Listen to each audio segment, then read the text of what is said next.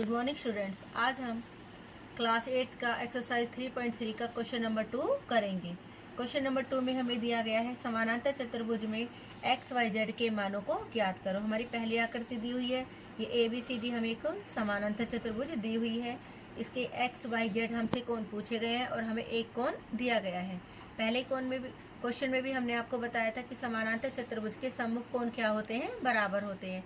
यानी ये वाला कोण हमारा किसके बराबर होगा, y के। यानी कोण B हमारा बराबर है किसके, कोण D के। हमने रीजन में क्या लिखा है, समानांतर चतुर्भुज के सम्मुख कोण बराबर होते हैं। अगर ये 100 का है तो ये हमारा कितने डिग्री का हो गया, 100 का। और मैंने बताया था कि ये वाला कोण और ये वाला कोण ये कैसे कोण है, हमारे आसन कोण। और आसन कोणों का जोड़ हमारा कितना होता है, 180। अगर ये 100 का है तो ये हमारे कितने डिग्री का हो गया, 80 का। और समानांतर चतुर्भुज के सम्मुख कोण क्या होते हैं, बराबर होते हैं। अगर ये 80 का है तो ये कोण भी हमारा कितने का हो गया, 80 का। यानी x हमारा 80 का हुआ, y हमारा 100 का हुआ और z हमारा कितने का हुआ, 80 का। अब हम सवाल को करेंगे कैसे। सबसे पहले हमने रीजन में लिखा b बराबर है हमारे किसके, d के। अगर b 100 के है तो y का मान हमारा कितना हो गया, 100 डिग्री। फिर हमने किया कि a और d इन दोनों का जोड़ या a और b, ये क्योंकि ये भी आसन कोण है और ये भी हमारे कैसे हैं, आसन कोण। हम किसी को भी ले सकते हैं। तो a जमा b इसका जोड़ हमारा कितना है, 180, क्योंकि कैसे कोण है, ये आसन कोणों का योग। यदि b हमारा 100 है और a हमारा क्या है, z, तो z की वैल्यू कैसे निकालेंगे, ये 100 जमा है, इधर गया किस चीज का हो गया, घटा का। तो z का मान हो गया हमारा 80 डिग्री। अब हमारे पास z भी आ गया। अब a हमारा किसके बराबर है, c के। यदि a हमारा कितना है, a की वैल्यू हमारी कितनी निकल के आई थी, 80। तो हमारी c की वैल्यू यानी x की वैल्यू हमारी कितनी हो गई, 80 डिग्री। a और c हमारे कैसे कोण थे, सम्मुख कोण। तो अब हम आखिरी में लिख भी देंगे कि x हमारा 80 है, y हमारा 100 डिग्री है और z हमारा 80 डिग्री है। अब हम देखते हैं इसका सेकेंड पार्ट। सेकेंड पार्ट में हमें एक ऐसी आकृति दी हुई है और इस आकृति में हमें x, y और z की वैल्यू पूछी गई है और हमें d की वैल्यू दी गई है। d हमारा कितना है, 50 डिग्री। तो अब हमारे ये वाले कोण और ये वाले कोण कैसे कोण है, हमारे आसन कोण। और आसन कोणों का जोड़ हमारा कितना होना चाहिए, 180 डिग्री। यदि c हमारा y है और d की वैल्यू हमारी कितनी है, 50, तो y की वैल्यू कितनी निकल के आ गई, 180 जमा के 50 हमारे उधर गए, घटा के 50, यानी y की वैल्यू हमारी निकल के आ गई 130। तो y की वैल्यू होगी हमारी 130 डिग्री। अब a और c हमारे कैसे कोण है, सम्मुख कोण। तो इसका मतलब x और y हमारे क्या हो जाएंगे, बराबर। तो x हमारा कितना निकल के आ गया, 130 डिग्री।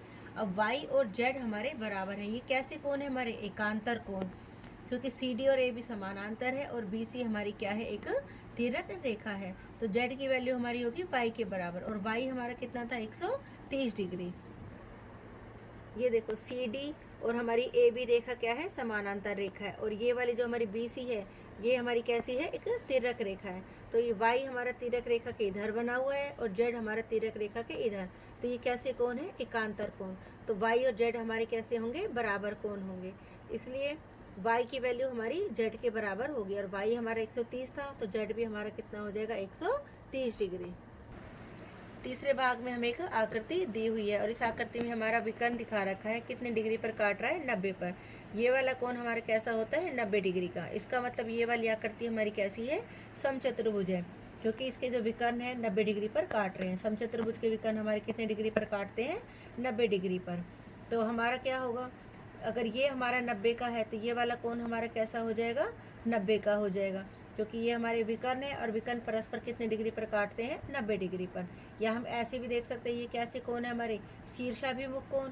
अगर ये कोण हमारा 90 का है तो x की वैल्यू हमारी कितनी हो जाएगी, 90 डिग्री की। अब हमारा ये एक त्रिभुज है हमारी। त्रिभुज का नाम क्या है, हमारी OBC। इस त्रिभुज के तीनों कोणों का जोड़ हमारा कितना होता है, 180 डिग्री। तो त्रिभुज OBC में हमारे 3 कोण है, एक x है, एक y है और एक हमारा ये वाला 30 डिग्री का कोण है। यानी x जमा y जमा 30 डिग्री, इन तीनों कोणों का जोड़ हमारा कितना होना चाहिए, 180। x की वैल्यू हमने अभी भी निकाली, कितनी हमारी, 90 है। y की वैल्यू हमें नहीं दी हुई और हमारी इसकी वैल्यू है 30। तो y का मान हमारा कितना निकल के आ गया, 90 और 30 कितने होते हैं, 120 बराबर 180। तो y का मान हो गया 180 जमा के 120 उधर गए, घटा के 120, यानी हमारा कितने डिग्री का निकल कर आ गया, ये 60 डिग्री का। ये वाली हमारी त्रिभुज है। तो ये हमारा 90 का हो गया। वाई हमारा कितने डिग्री का हो गया? 60 का। अब वाई और जेड ये हमारे कैसे कोण है? वाई और जेड हमारे एकांतर कोण है। क्यों? क्योंकि बीसी और एडी हमारी रेखा समानांतर है और बीडी एक हमारी तिर्यक रेखा है। तो जेड का मान भी हमारा कितना हो गया? 60 डिग्री। जो वाई का मान है वही हमारा जेड का मान है। अब हमारा आता है चौथा पार्ट।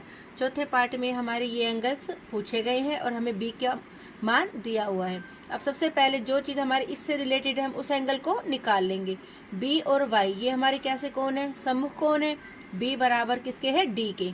अगर बी हमारा 80 डिग्री है तो वाई भी हमारा कितने का हो गया? 80 डिग्री। अब इसका और इसका जोड़ हमारा कितना होता है? 180। कैसे कोण है ये? आसन कोण। अगर ये 80 का है तो ये हमारा कितने डिग्री का हो गया? 100 डिग्री। इसका इसके साथ भी निकाल सकते हैं हम, इसका इसके साथ भी निकाल सकते हैं। तो मैंने किया है ए जमा बी। कैसे कोण है ये? हमारे आसन कोण। अब ए हमारा कितना है? x और b की वैल्यू कितनी है? 80 डिग्री बराबर 180। x का मान कितना निकल के आ गया? 180 में से हमने 80 घटा दिया, हमारा कितने डिग्री का हो गया? 100 डिग्री। अब हमारे पास x का मान आ चुका है। b और d हमारे कैसे कोण है? सम्मुख कोण।